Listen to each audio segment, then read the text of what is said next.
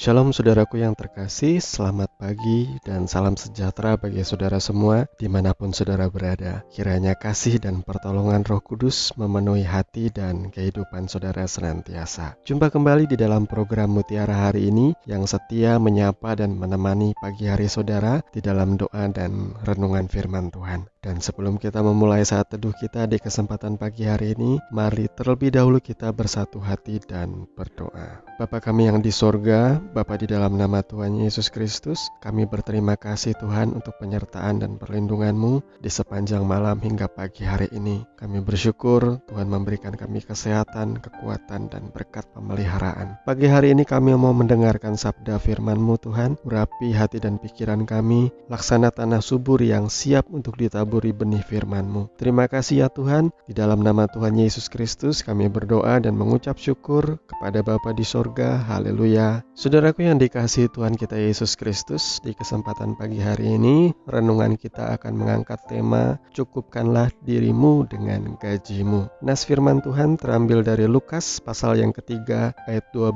sampai dengan ayat yang ke-14 yang berkata demikian, ada datang juga pemungut-pemungut cukai untuk dibaptis, dan mereka bertanya kepadanya, Guru, apakah yang harus kami perbuat? Jawabnya, jangan menagih lebih banyak daripada yang telah ditentukan bagimu. Dan prajurit-prajurit bertanya juga kepadanya, dan kami, apakah yang harus kami perbuat? Jawab Yohanes kepada mereka, jangan merampas dan jangan memeras, dan cukupkanlah dirimu dengan gajimu.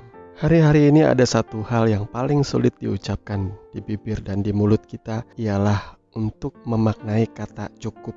Karena jujur, kehidupan kita rasanya tidak pernah ada kata cukup. Ketika kita sudah mendapatkan, menerima materi, menerima berkat, menerima gaji, segalanya terasa kurang. Karena keinginan kita ada begitu banyak yang masih belum terpenuhi. Ini menjadi sebuah pertanyaan bagi setiap kita.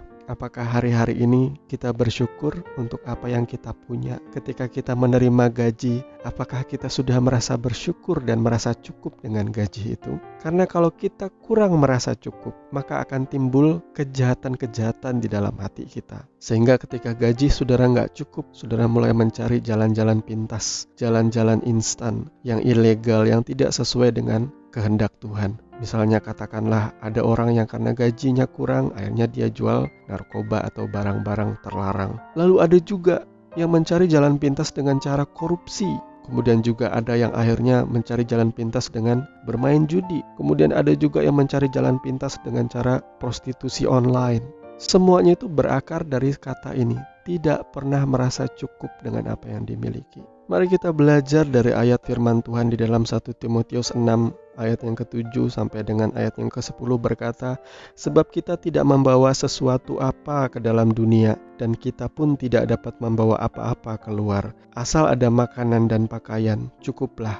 Tetapi mereka yang ingin kaya terjatuh ke dalam pencobaan, ke dalam jerat dan ke dalam berbagai-bagai nafsu yang hampa dan yang mencelakakan, yang menenggelamkan manusia ke dalam keruntuhan dan kebinasaan. Karena akar segala kejahatan ialah cinta uang, sebab oleh memburu uanglah beberapa orang telah menyimpang dari iman dan menyiksa dirinya dengan berbagai-bagai duka. Jadi saudaraku, lawan dari kata cukup ini adalah cinta akan uang. Artinya ia tidak pernah merasa cukup. Ia ingin semua keinginan-keinginan yang muncul di hatinya itu semua harus dipenuhi. Tapi saudara tahu nggak bahwa setiap kali kita mendapatkan apa yang kita inginkan, akan muncul lagi keinginan yang baru. Akan muncul lagi ambisi, hasrat yang baru di dalam hati kita. Karena selama kita belum mati, semua keinginan-keinginan itu akan terus berkobar-kobar. Karena seperti mendiang Reverend Billy Graham pernah berkata, bahwa di dalam hati manusia itu ada ruang yang kosong, yang hanya bisa diisi oleh Tuhan. Ketika kita mengisi ruang itu dengan barang-barang, dengan materi-materi yang ada di dunia itu, tetap tidak akan pernah ada rasa puas. Karena ruang ini hanya bisa dipuaskan dengan kehadiran Tuhan. Dan ini terbukti di dalam kehidupan salah satu tokoh di dalam Alkitab, yakni Zakheus, seorang pemungut cukai. Dia ini walaupun badannya pendek, saudaraku, tetapi dia punya banyak tukang pukul, dia punya banyak bodyguard, dia punya banyak prajurit. Tapi ketika ia berjumpa dengan Yesus, dia merasa ada sukacita yang melimpah dalam hatinya. Dia merasa ruang kosong di dalam batinnya itu terisi dengan kehadiran Yesus. Itu sebabnya ketika ia berjumpa Yesus, ia mengalami yang namanya pertobatan. Sampai-sampai sebagaimana yang tertulis di dalam Lukas 19 ayat yang ke-8 berkata, tetapi Zakius berdiri dan berkata kepada Tuhan, Tuhan, setengah dari milikku akan kuberikan kepada orang miskin, dan sekiranya ada sesuatu yang kuperas dari seseorang akan kukembalikan 4 kali lipat. Lihat saudaraku, dia tidak lagi memandang harta atau materi itu lebih berharga daripada Tuhan yang hadir dalam hidupnya. Itu bisa menjawab kenapa kita selama ini selalu tidak pernah merasa puas dengan kehidupan, selalu merasa kurang, selalu merasa ingin lebih lagi segala sesuatu yang ada di dunia ini. Oleh karena di dalam hati saudara masih belum ada Kristus yang bertahta menjadi Tuhan dan Juru Selamat. Mari kita berdoa.